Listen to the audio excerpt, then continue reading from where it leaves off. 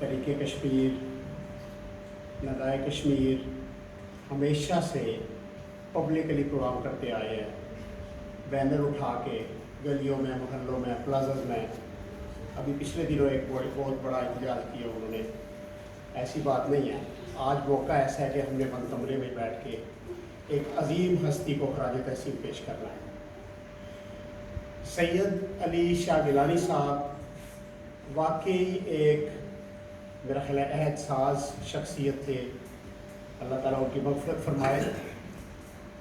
अफसोस इस बात का है कि इतनी बड़ी शख्सियत और उनके बारे में हमें इतनी कम मालूमात मेरे समेत। अगर यहाँ हाल में बैठे हुए कोई बंदा मुझे बता दे उनकी तसनीफ़ात कौन सी, उनके नाम क्या है, हमें कोई पता नहीं है।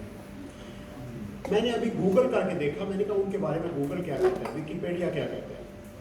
सिर्फ 10 लाइनों में उनका सिर्फ मुख्तसर सा वो तारुफ लिखा हुआ। ये हमारी नायली है मुसलमानों की, हमारे उन लोगों के जो IT के माहिर हैं, उन्हें चाहिए कि ऐसी शख्सियात को उजागर करें, उनके बारे में लिखें, तशहीर करें, दुनिया को बताएं कितनी बड़ी हस्ती है जिससे हम महरूम हुए हैं।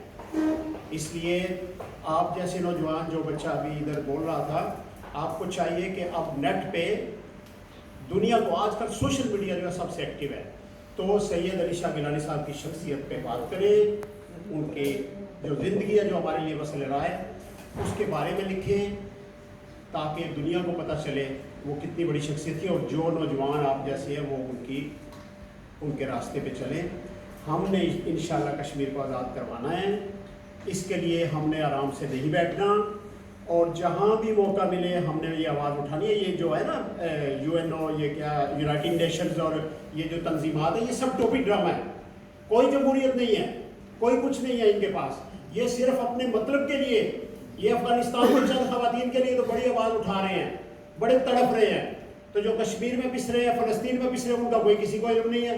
कितनी सदियों से वो लोग, क्या कुछ नहीं हो रहा वहाँ पे, कोई किसी को परवाह नहीं है। इसलिए मेरे भाइयों, हमें खुद करना है जो करना है, हमें अपनी मदद आपके तहत करना है।